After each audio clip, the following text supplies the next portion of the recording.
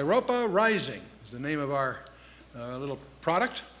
And, most of us, especially in America, are not as conscious of current events as people in other countries. I remember when I was chairman of a semiconductor company, I had a major office in London, and I was never more surprised when I went to London to discover how they there in Europe paid attention to our local elections.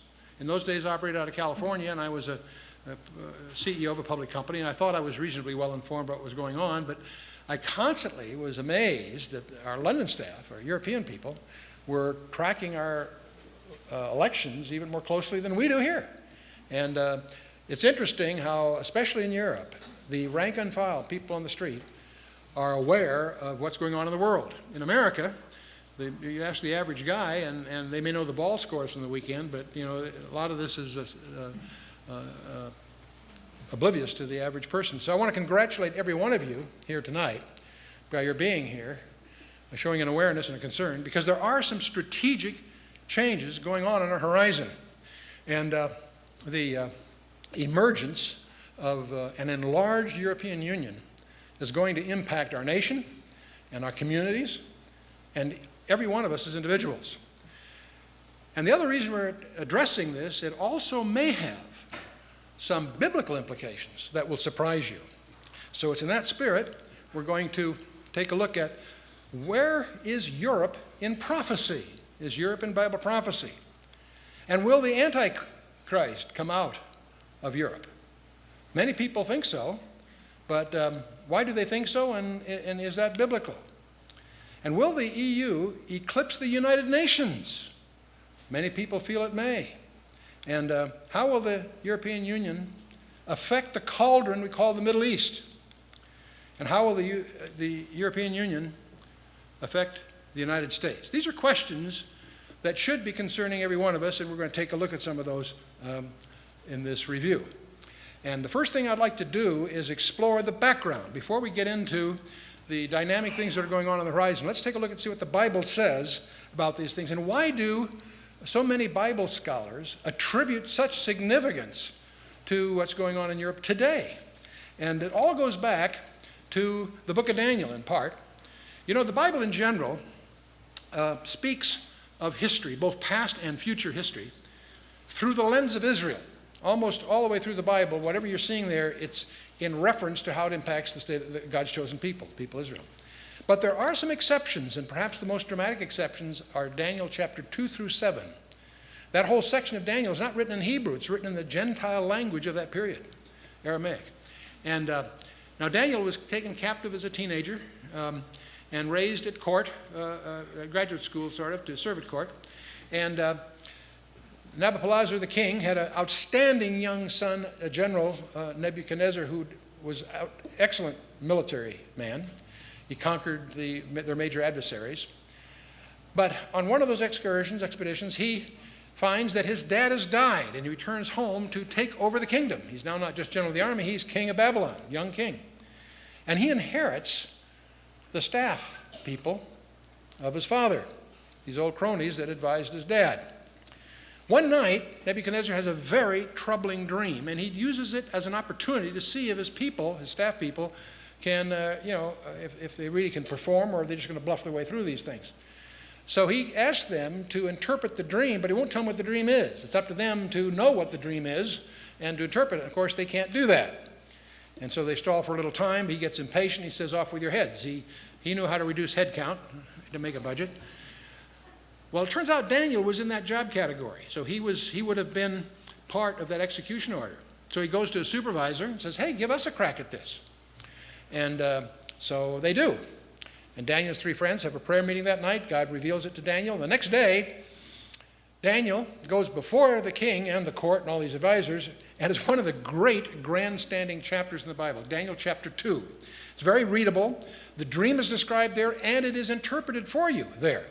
But it's a background that we want to have some insight into. The dream that Nebuchadnezzar apparently had, in his dream he saw a very large metal image. And the head was of gold, and the belly and chest of silver, the belly and thighs of brass, and the legs were iron. In fact, the feet were iron, but the iron was mixed with clay.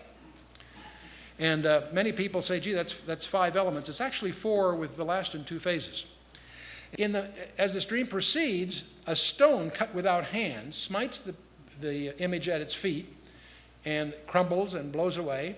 And a mountain grows up to fill the whole earth. And not just that region. The language implies the whole earth. Now that is a pretty weird dream. I suspect if you had that dream, you'd be kind of curious too. Nebuchadnezzar somehow knew it was significant, and he wanted it interpreted. So Daniel, first of all, tells him the dream, and that, of course, impresses him, because he obviously had to learn that by supernatural means. But Daniel goes on to explain it. He says, what it turns out to be is a timeline. And the head of gold represents Nebuchadnezzar and the nation, the Babylonian Empire. But he says, you're that head of gold. But you're going to be succeeded by another. And certainly they were. The Persians conquered the Babylonians, and then the Greeks conquered the Persians, and then Rome conquered the Greeks. And most people who study the details of this recognize that this last empire is one empire in 2 phases. We get that amplified for us in Daniel chapter 7 and some other places. But what we have here portrayed is a very interesting insight in the Bible, that between that time, the time of Daniel, and the time that God himself sets up his own kingdom on the planet Earth, there are going to be 4 empires. Not 3, not 7, or whatever, 4. And it's interesting that God has chosen to reveal to us all of Gentile dominion. In fact, the biblical term for this period is called the times of the Gentiles, because from Babylon on, the Gentiles have had dominion over God's people in one way or another. Now, Babylon rose about 606 BC, and it was 539 that it was conquered by Cyrus the Persian. And the Persians ruled for about 2 centuries until this young guy, Alexander the Great, conquers the Persians. And even as a young man, he conquers all the way to India, by the way. Incredible career. But when he dies, his 4 generals divided up. The real question is, about 68 BC, that which was the Greek Empire is conquered by Rome. It's on the rise. About 68 BC by most reckonings. The question is, who conquered the Romans? And the profound answer to that is no one. There wasn't some succeeding empire that conquered. It broke into pieces. Just exactly what the implications are in the vision. But most scholars recognize that those pieces are destined to come back together in a final form of what scholars still call the Roman Empire. In fact, you'll find this strange phrase in the Bible commentaries, the revived Roman Empire. And that's a quaint idea. It could be easily laughed at for many, many years, except as we stand back, we notice some interesting things are happening on the horizon. Now, by the way, that was Daniel 2 that we reviewed. I take for granted that most of you are familiar with it. We're just reviewing it. If you haven't really studied it, I encourage you just to sit down and read Daniel 2. It explains itself. Late in his life, Daniel himself gets a series of visions in Daniel chapter 7. The idioms God uses are very different than the ones he used with Nebuchadnezzar, but it's the same subject matter. Daniel is treated to a series of creatures that are sort of like animals. In Daniel 7, the first thing he sees is something comes up out of the sea, sort of like a winged lion. It's followed by a bear that rises up on one side. And it's followed by a leopard that moves so fast he hardly touches the ground. And then there's the last one, the 4th one. Daniel can't find an animal to liken it to, even descriptively. He just calls it the great and terrible beast. And it grows into a phase where it has 10 heads. In Daniel 2, we had 10 toes, and in Daniel 7, we got 10 heads. These idioms are all picked up in the book of Revelation and tied together for you. And I'm being very superficial here, but if you study the details of these passages, and also Daniel 8 and 9, all the way through to 11, it amplifies these things, and it's pretty clear that the information that's conveyed in Daniel 7 is the same information as Daniel 2, but from God's point of view. In Daniel 2, we had man's perception, bright, shiny metals. But God sees them as a series of voracious beasts. But that summarizes what the Bible calls times of the Gentiles. And a basic study in Daniel is essential, of course, to really understand other books of prophecy, including the book of Revelation.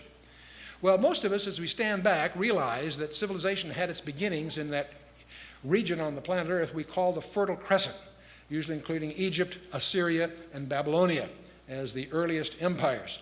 And in these empires, there is a city on the banks of the Euphrates called Babylon. It was the capital of the first world dictator. And interestingly enough, the Bible seems to indicate that it has a destiny yet future. It's interesting as we watch the whole Iraq war, the most important city in Iraq was never mentioned on the news. Babylon, because it's not a military target. It's not relevant today, and yet it's reemerging, and that has profound implications for all of us. But in any case, after the Assyrian Empire, the Babylonians take over, and the Babylonians then get conquered by the Persians. The Persians include a much larger territory than the Babylonians did, but superseded it. In Daniel chapter 11, first couple of verses summarizes the Persian Empire, and one of the key people that you want to be sensitive to is the sixth guy, Artaxerxes Longimanus. He's the one that follows the king that was in the days of Esther. But in any case, the Greek Empire goes from about 332 until the Romans conquered in 68 BC. The Persians get conquered by the Greeks. Alexander the Great, as I say, conquered all the way to India in about 334 to 323. He only lived a few years, but he died as a young man.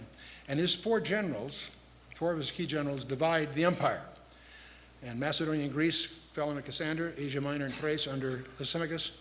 The two key guys are Syria and Babylon, that was taken over by Seleucus, and Egypt, Arabia, and Syria taken over by Ptolemy. And it's interesting that people talk, by the way, Cassandra and Lysimachus took the western part. Seleucus and Ptolemy are the two strong guys, and the struggles between these two dynasties, of course, have Israel right in between as a buffer state. Now, many people talk about the 4 centuries that between the Old Testament and New Testament. We have the Old Testament goes up to the book of Malachi, and of course the New Testament starts about 400 years later. And some scholars call those 400 years the silent years, not realizing those years are covered in the Bible, but they're covered in advance in Daniel chapter 11. And it's very interesting. If you study Daniel 11 carefully, you'll discover that from verse 5 to 35, you have the 6 Ptolemies and the 8 Seleucids are detailed there. And it's in the reign of Ptolemy Philadelphus that the Old Testament is translated into Greek. Now, what's interesting about that means the book of Daniel, the whole Old Testament was translated into Greek 3 centuries before Christ was born. So when the Bible talks about his genealogy, the city he's going to be born in, all the 300 details of Christ's life, they're written down in the Old Testament 3 centuries before Christ makes his appearance. That in itself, you say you can't prove the Bible. Yes, you can if you do your homework. And so I encourage you to explore that. It's very important. Now, it's this last guy of this list under the Seleucid Empire, a guy by the name of Antiochus Epiphanes, that is famous because he really had it in for the Jews. He desecrates the temple. He makes the Torah reading a capital crime. He slaughters a sow on the brazen altar in Jerusalem. But he doesn't stop there. He erects an altar, an idol to Zeus in the Holy of Holies. And that does it. That triggers the Maccabean revolt. And they took, in the 3 years of fighting after they threw off the yoke of the Greek Empire, they rededicate the temple, and that rededication is celebrated to this day by the Jews in their festival of Hanukkah.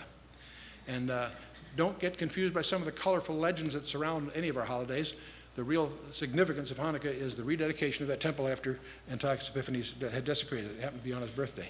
But in any case, the remainder of this chapter from verse 35 to 45, the Holy Spirit uses this occasion of speaking of Antiochus Epiphanes to go beyond him to this last world dictator that has 33 different labels in the Old Testament and 13 in the New. We tend to call him, unfortunately, the Antichrist, which is, of course, Antichrist or in place of Christ, and it's descriptive, but it's also myopic. There's many other aspects to this, but we'll use that term because it's commonly used. For this final world leader, the most attractive leader the world has ever seen, will emerge, and he has a destiny of deceit that is a great part of the biblical end times. So So that's what the Bible says. Let's take a look at the Roman Empire in a little more detail. It was about 146 that Rome conquers Greece, and in 133 the Lysimachus kingdoms fall. That's what you'd consider the western part of Turkey. In 64 BC, Seleucus' kingdom falls. In 31 BC, that's the Battle of Actium. That's where Egypt falls. In 44 BC, we have I've got these in the wrong order. Julius Caesar should be before 31 BC, so I made a mistake on the slide. I apologize. But it's 64 AD that Nero begins his persecutions. When you get to 284 AD, Diocletian, who's the emperor then, by then it has grown so large he can't administer it all. So he divides it into two parts, two subunits, the western leg and the eastern leg. Again, suggestive of those two legs in Daniel's vision, incidentally. It's in 312 AD, I want you to focus on the fact that the emperor, Constantine, moves the capital of the world from Rome to Byzantium and renames it Constantinople, the new Rome. Many Bible scholars fail to appreciate the fact that the Roman Empire was not just Europe. It was the East also. And that raises some interesting insights, and it raises some interesting enigmas that we'll talk about. And of course, it's about 476 AD that the western leg of the Roman Empire that starts to fragment, goes into pieces. The eastern leg survives the western leg by 1,000 years, till the Muslims, under Islam, the Muslims finally overrun it. But it's so distinctive, we give it a different name. We call it the Byzantine Empire, but it's actually the eastern leg of the Roman Empire.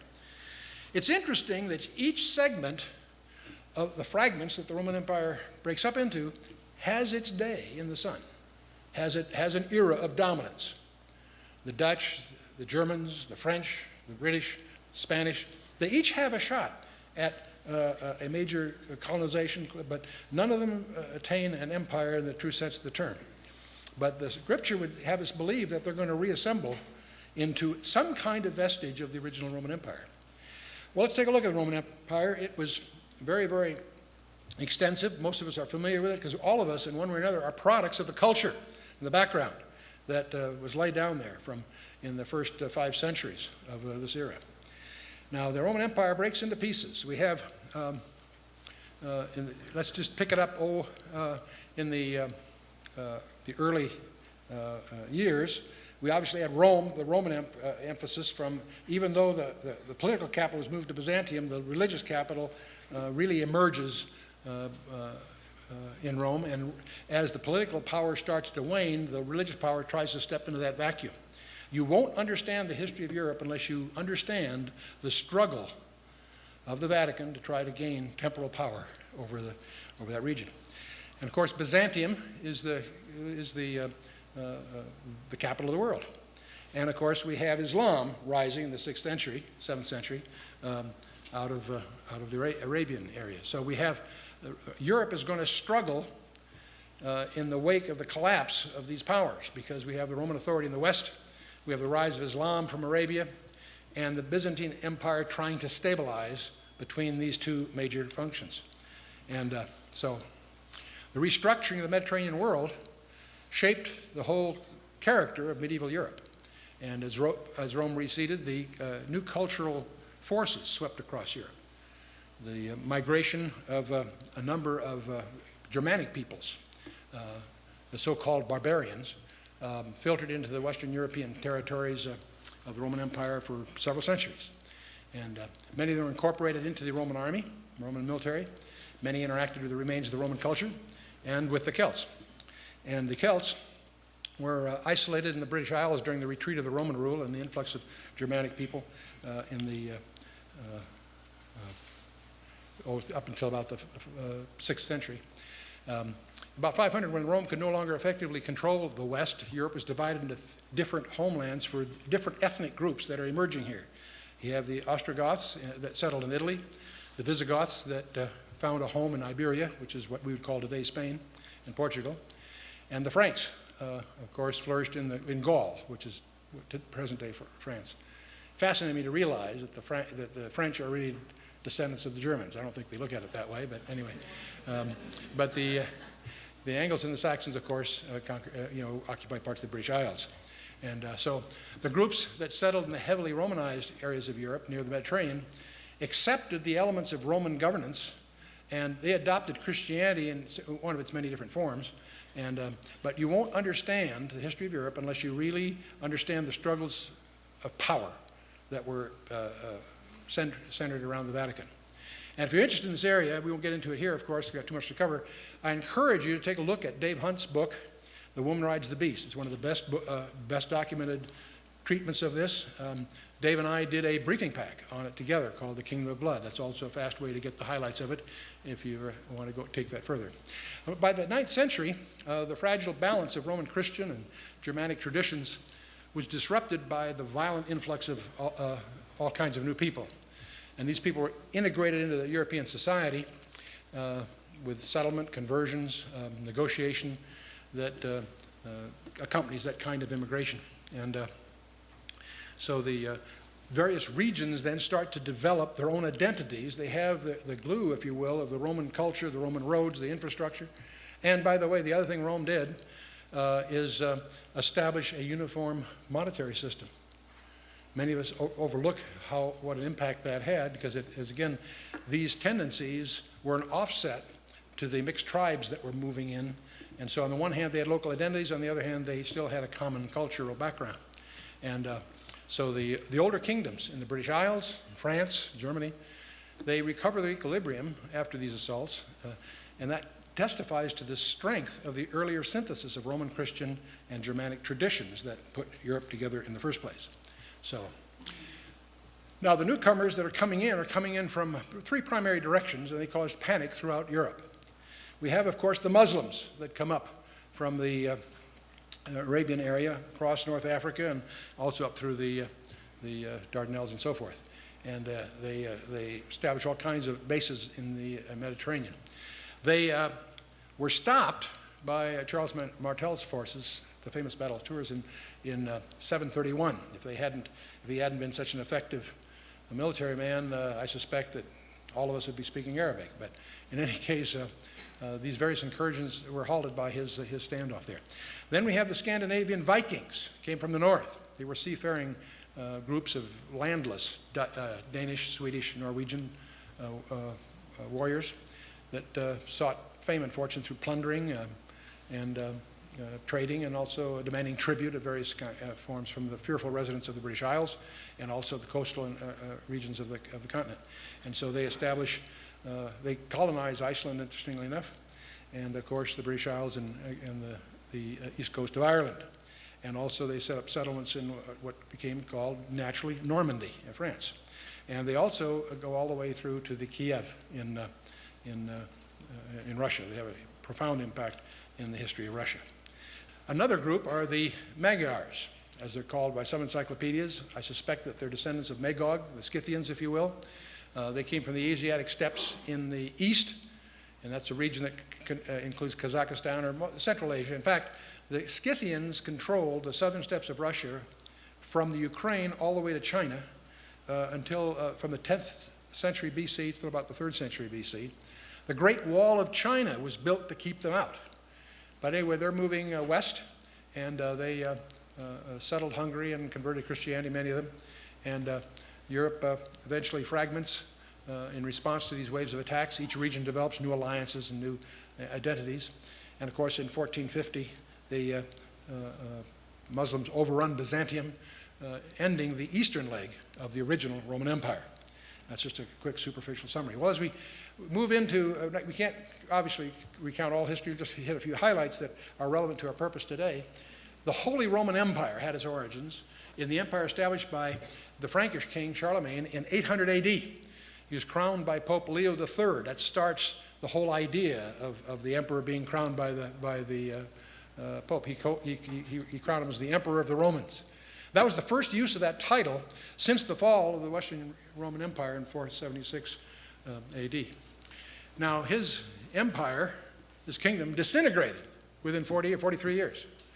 But the concept of the Holy Roman Empire endures for another 1,000 years. And we'll take a quick look at that.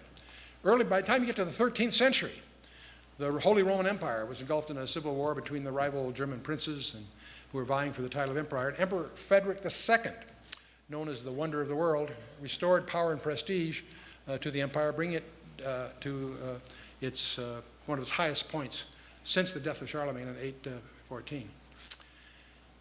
However, in order to win the support of the German princes, he greatly increased their independence throughout the empire. And as a result, when he dies in 1250, the title of Holy Roman Empire was claimed by many of these guys, and a civil war began within the empire. So you'll discover that this whole idea of the Holy Roman Empire is more of a concept than really a tightly run empire in the traditional sense. And it was Emperor Charles V who came to control more territory than any other Holy Roman Emperor before him. He was already ruled over extensive areas in Europe, America, parts of Africa in about 1530 when he became the Holy Roman Emperor. But he was the last to be crowned by the Pope. And he struggled to maintain his empire from outside threats and so forth, but they gradually dwindled. And after his death, of course, it continued to decline in both area and importance until it was finally dissolved by Emperor Francis II in 1806. So you see, you're bringing this, we're now up about the time of the Louisiana Purchase, just to give you a rough feeling here.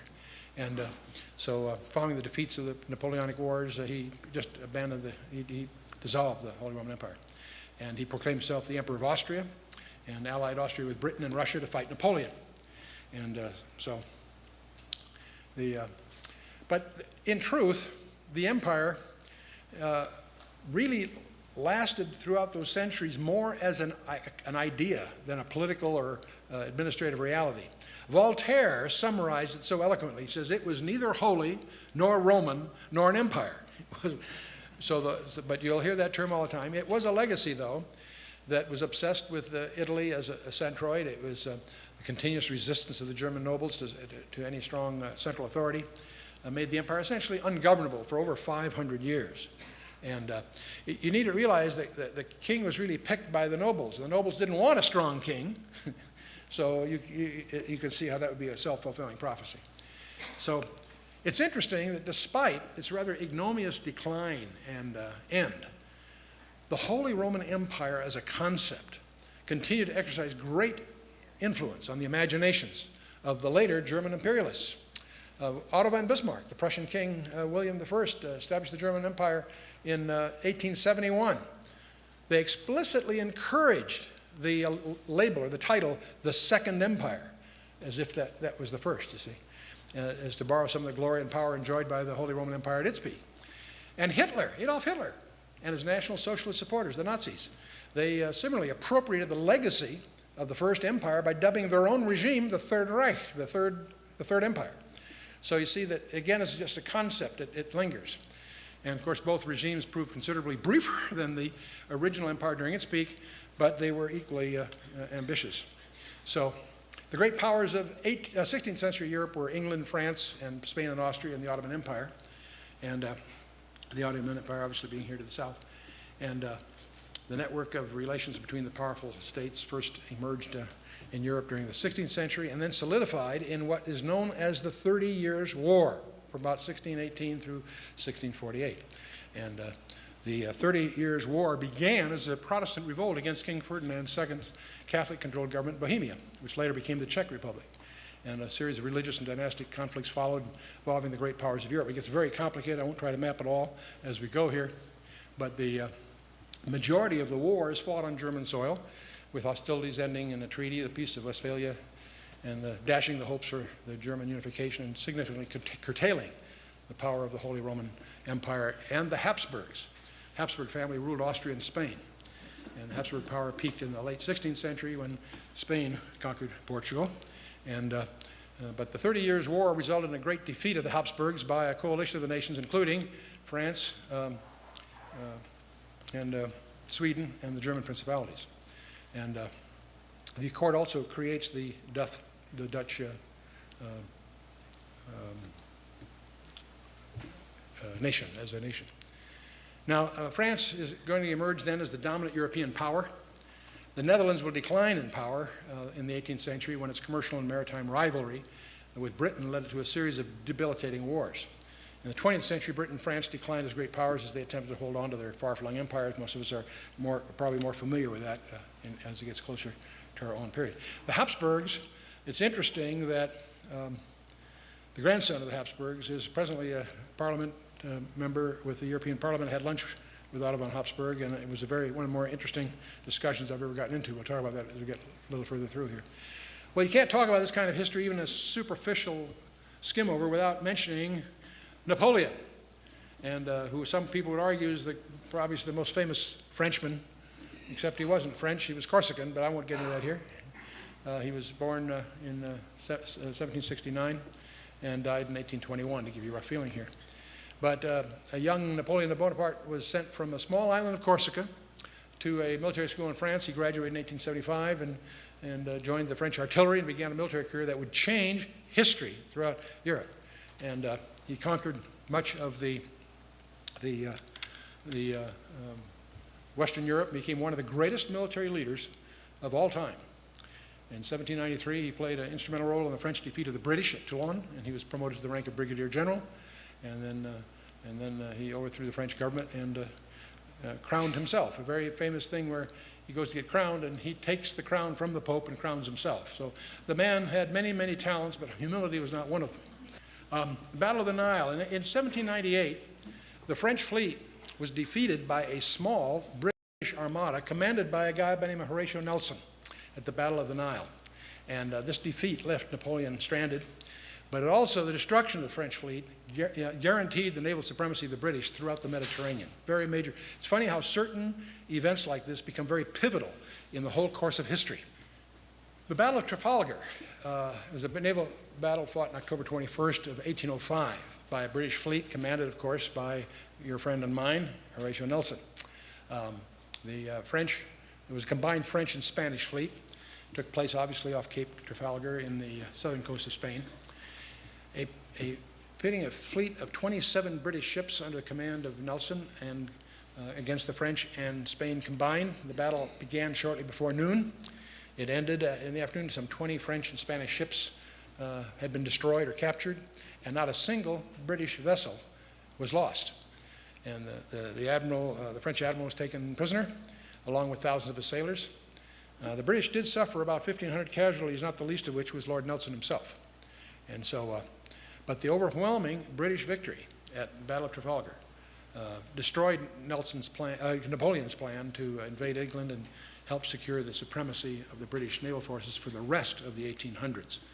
And so, you'll hear it's probably one of the most celebrated naval engagements in history. It had profound implications in terms of its impact on everyone. So anyway, get back to Napoleon. He had a victory over the Austrian and Russian armies at Austerlitz, very well known. Then he invades Spain and starts the 6-year Peninsular War, putting his brother Joseph on the throne as king. But in 1812, he makes a huge mistake. His army was the largest yet seen in Europe. But after going into Russia, you see, the Russians, interesting, neither Napoleon nor Hitler did their homework. They didn't know history. And as Hegel points out, he that doesn't know history is going to be, the history teaches us the man learns nothing from history. Or Santayana puts it, he that doesn't know history will be doomed to repeat it. The Scythians, the ancestor of the Russians, because they were nomadic and they had large territory, they developed a defense in depth. When you attacked, you couldn't get at them. They just keep retreating, and then they'd pick you off when you got overextended. That was the way they did. And Herodotus in the 5th century writes a lot about this because they were fascinated with their tactics. Well, if Napoleon had understood that, he wouldn't have lost his whole army. He went there, and the famous marshal in Russia retreats, even to the extent of retreating from Moscow and burning Moscow. When Napoleon gets there, he can't believe what he's finding. There's no one to receive him. There's nobody there. All their food is gone, too. And that whole disaster is celebrated in Tchaikovsky's Overture of 1812. And he was in there with, I think the numbers are something like 700,000, and he left with 10,000. Because as the combination of the winter and the extended logistics, he lost more than 4/5 anyway of his army by even the most conservative reckonings. And so that's interesting because for another reason, because Hitler is going to make the same mistake sometime later. So 1814, he's forced to abdicate. He's exiled in Elba, but he escapes the next year, declares himself emperor, lasts for a matter of months, defeats at Waterloo, and he's exiled to St. Helena and so forth. So that's our Now, Napoleon maintained a lot of the principles of the French Revolution, including equality before the law, freedom of religion, those kinds of things. He had much to commend him. But he also created the French satellite kingdoms of Holland, Italy, Germany, and Spain, placed his brothers and other relatives on their respective thrones. So he has obviously his detractors and he has his zealots. He's a man that influenced history profoundly. But let's go ahead. Wars and rumors of wars. Let's go on to modern struggles for power. We have from 1912 to 1914, the national aspirations make the Balkans very volatile. Newly independent Serbia, Bulgaria, and Greece attacked the Ottomans, the famous Ottoman Empire, in 1912, seeing the decline of the Turkish Ottoman Empire as an opportunity to extend their own territories. And Albania gains its independence that year, and so they go after the Ottomans. So we have, in 1914, to manage the rivalries and fearing in the nationalist unrest, the great powers of Europe formed rival alliances. Germany, Austria, Hungary, and Italy formed the Triple Alliance, and Russia and the UK and France forming the Triple Entente. And as Russia and Austria-Hungary intervene in the fighting that breaks out in the Balkans, the rest of Europe gets dragged into the First World War that was, we call it the Great War when we didn't know enough to number them, but ultimately gets to know, goes on. So when you get through the period of 1916 and 1925, one of the events that occurs that you need to be sensitive to is the Sykes-Picot wartime agreement. The Sykes-Picot was a secret wartime agreement between Britain and France, where they agreed to divide between them the lands of their enemy, the Ottoman Empire, once the World War ended. Now, the war isn't over yet, but they're already planning how to divide it up. And Britain has made all kinds of promises to the Arabs, and this is all secret. See, as an incentive during the war, the Arabs have been promised independent states in the areas formerly controlled by Turkey. And so what's the impact of this? Well, Faisal Hussein, under the leadership of General Allenby and the tactical supervision of a guy by the name of T.E. Lawrence, you all know Lawrence of Arabia, he assisted against the Turkish army during the war, and Faisal was awarded rule of the newly created state of Iraq under a British protective mandate. And this agreement, along with Britain's abrogation of its obligations to provide a Jewish homeland, laid the foundation for the continuing turmoil in the Middle East. Britain had a mandate from the League of Nations to provide a homeland for Israel. 75% of the land that was set aside for Israel was given to create the land called Transjordan. So the British Foreign Office laid the foundation for those griefs that we're incurring still even today. But obviously after the war, things are breaking up. It's the Europe that emerges after the First World War is very radically different. The Austrian-Hungarian and the Ottoman empires have disappeared, and a host of smaller states have emerged. In Russia, you have the Russian Revolution that leads to the creation of the Soviet Union, a self-declared revolutionary socialist state. And we get to the 1938 to 1940 period. Obviously, Adolf Hitler annexes his native Austria and the Sudetenland. Now, you need to understand, and we'll take the time here because we're going to run out of time, but you need to understand the strategy of Hitler in getting the Sudetenland. He creates the fiction that there's the German population within the Sudetenland is being abused by Sudetenland, and on that basis does a propaganda thing so that the whole world sees Czechoslovakia's attempt to hang on to its own property and its own citizens as if they are the barriers to peace. And they force, eventually, the yielding of the Sudetenland of Czechoslovakia to Hitler, which, of course, has all the factories, and it makes Czechoslovakia undefendable. Once he gets the Sudetenland, it's just a matter of months before he overruns Czechoslovakia. And so it's the rape of Czechoslovakia is something you need to understand because the same thing is going on today, and it's unbelievable. But obviously, Hitler then overruns Czechoslovakia as it goes on. So now later that month, he's going to invade Poland, and that starts World War II. Forces Britain and France, who had promised to protect Poland, to declare war on Germany, and World War II is on its way. And later that month, the Soviet Union invades Poland from the east, going west, and Poland then is partitioned between Germany and the Soviet Union. And the Soviet Union attacks Finland in the winter of 39-40 and annexes the Baltic states in northern Romania. So that means he's on his way. And so we get to 41-43. We have Germany goes on to conquer Yugoslavia and Greece, and launches the invasion of the USSR in 1941. By 42, Nazi Germany is at its peak of its power, with most of Europe under the control of Germany and its allies. And so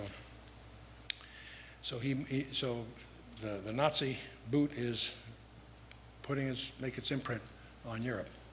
And in the USSR, Hitler's troops first make great progress, but they're advancing to the gates of Moscow and Leningrad. But then guess what? Same thing happens. The invasion turns into a war of attrition, in which the German army was gradually ground down by the reviving Soviet Union. And so that whole lesson, as it goes, it looks great for a while, but then, of course, dissolves as they experience the same thing that Napoleon did, in effect. So, by the end of World War II, Germany is dramatically reduced in size, and we have it's divided east and west, of course. Russia picks up the Eastern Bloc, as we call it. Estonia, Latvia, Lithuania, and the Ukraine occupies East Prussia, including Königsberg. And by 1949, much of Europe effectively becomes an extension of a massively expanded Russian Soviet Empire. And the Soviet bloc also creates a buffer zone between the USSR and the rest of Europe. The Eastern Bloc becomes that buffer, but the buffer is going to boomerang on in a sense here. And now it's in April of 1949 that NATO is formed for the express purpose of protecting Europe from the Russian movement here. 10 Western European states start this, with the U.S. and Canada providing a military function here. And now something else that occurs, if you look down here where there's the British mandate, down there at the eastern end of the Mediterranean, most of that mandate was given to create the state of Jordan, 75% of that commitment, so they already have been betraying Israel that early. But then finally the British wash the hands of it and walk in. We have the state of Israel formed and in May 14th of 1948, and that from a biblical point of view is profoundly important. Many Bible scholars were taking great liberties with the text, but arguing that that could never happen. When it did happen, it should send everyone back to their Bibles to understand that God means what he says and says what he means. But so anyway, Western Europe begins to consolidate politically and economically. The European Economic Community is created in 1957, a precursor to the European Union. The first members are France, Germany, Italy, Belgium, Luxembourg, and the Netherlands. And then it later becomes the European Community becomes it increases in power and size as Denmark, UK, and Ireland join in 73, Greece in 81, Spain and Portugal in 86.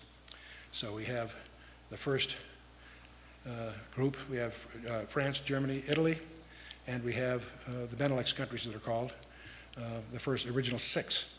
They formed the Coal and Steel Community, and that was very successful. It became the model for the treaties of Rome to form the European Economic Community and the European Atomic Energy Committee. Denmark, Britain, and Ireland joined, growing it, and then Greece also joining it, and Spain and Portugal, so it's growing. And these are the main ones as you get to. Now, meanwhile, anyway, we have, after the war, of course, the winds of democratic revolution that sweeps across Eastern Europe, and communist rule begins to crumble country after country. Perhaps best exemplified by the fall of the Berlin Wall in 1989.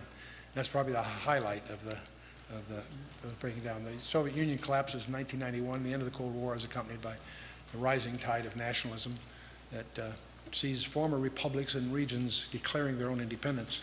And so that many of those nations that were part of the Eastern Bloc are now, in some sense, independent. So we got Estonia, Latvia, Lithuania, Belarus, Ukraine. Many of these countries are countries that even the CIA didn't have files on because they were always considered part of the Soviet Union. They're independent countries now. So that's changing the whole landscape. Moldova and so forth.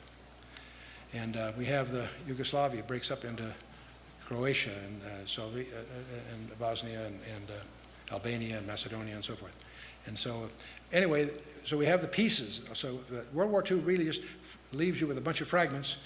Now the empire begins to reemerge.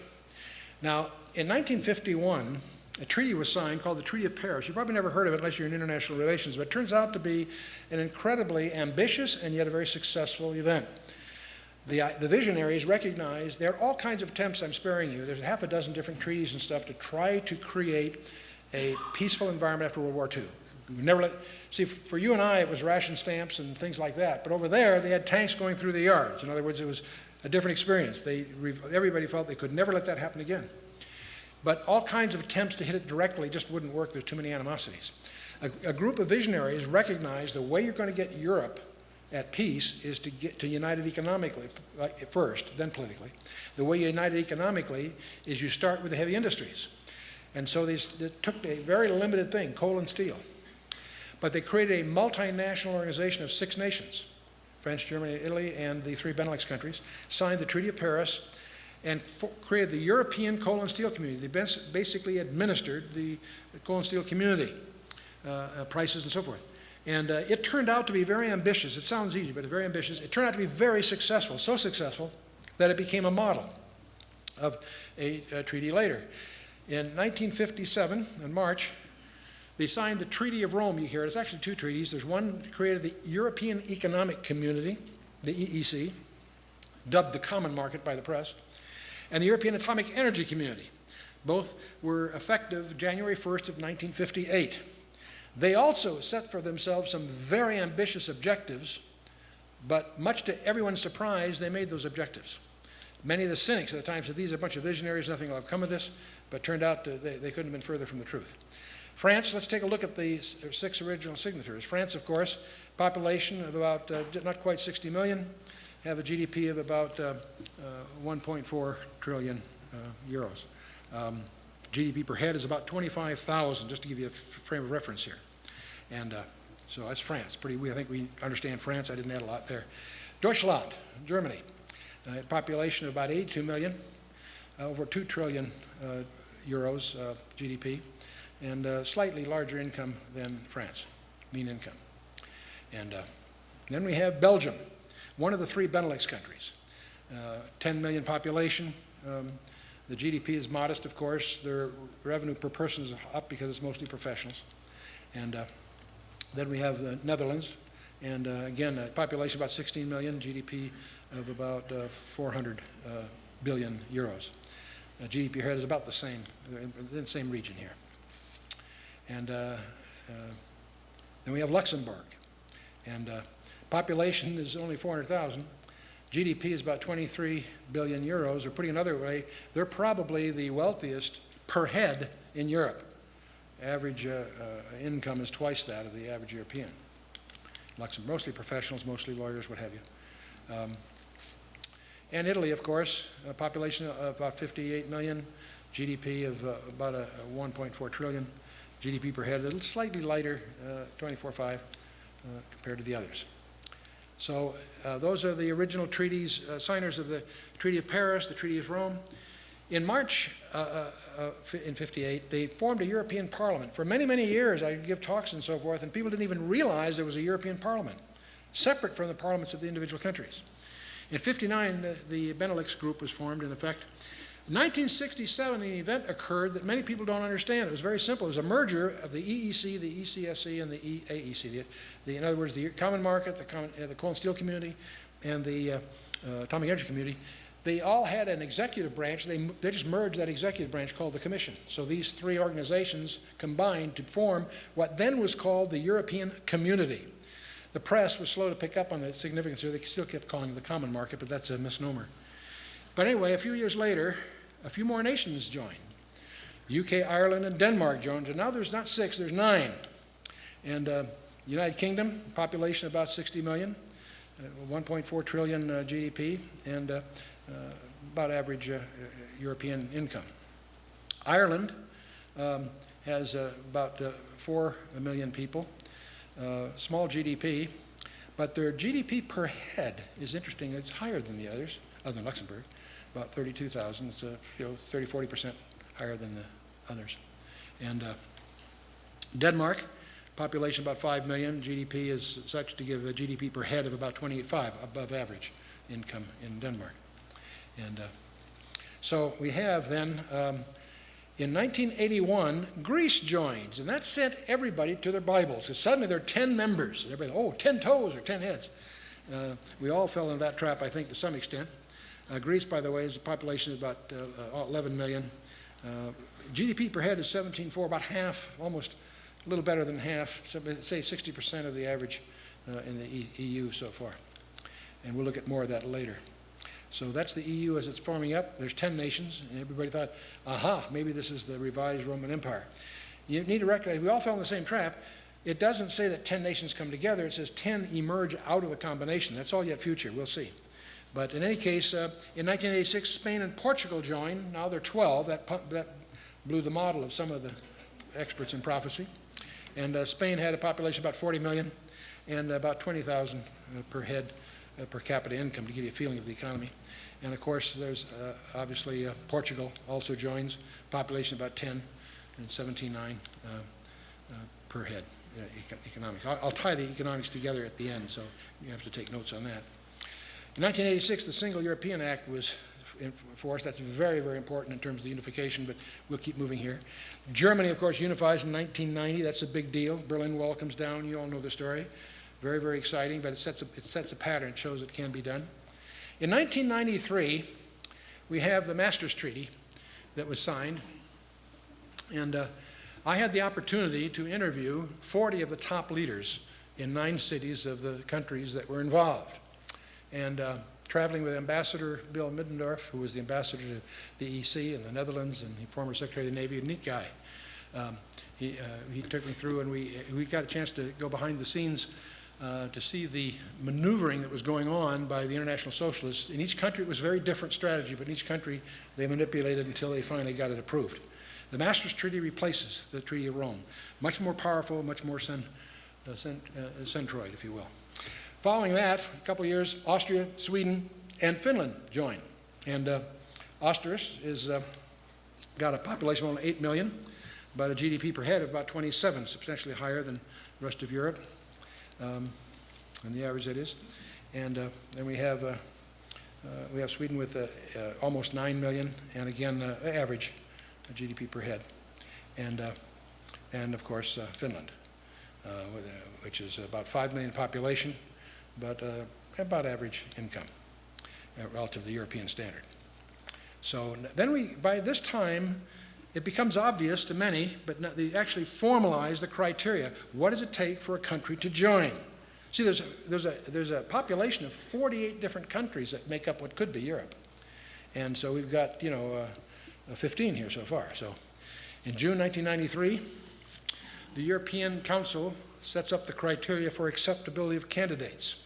And this is the stability of institutions is one of the key criteria here that will guarantee democracy, rule of law, human rights, and respect for and protection of minorities. Minorities are a big thing, especially the Gypsies. The Roma is the formal name of them. So since it's interesting to understand, and also a functioning market economy as well as the capacity to cope with the competitive pressure in market forces by being a member of the union. Suddenly they're going to be in this cauldron. And they have a third thing, adherence to the aims of the political. Obviously, they want people to concur with their political, economic, and the monetary aims. What's interesting is while the Copenhagen criteria sets up a barrier of what it takes to join, the European Union is helping them get over that barrier. In other words, they're working with each of these countries to help them get qualified for that criteria. And that's often not really understood. And so since the Berlin Wall fall, they've been spending a great deal of time. They spent $85 billion to help the countries of Central and Eastern Europe, which is about, by the way, that's about, in real terms, it's about the same as the Marshall Plan in the aftermath of World War II. It's about that size of commitment. And it wasn't just to put the economies back on track, it was to help them build democratic institutions, to encourage the development of a civil society, to train administrations, and to build the judicial systems, all that infrastructure. And so Now, the current candidates are as follows. We have, in the year 2004, Poland, Hungary, Czech Republic, Slovakia, and Slovenia are joining from the Central European states, but also the Baltic states, Estonia, Latvia, and Lithuania are joining, and 2 islands in the Mediterranean, Cyprus and Malta. So you've got 10 people that are joining in 2004, but that's not all. We've got some others coming.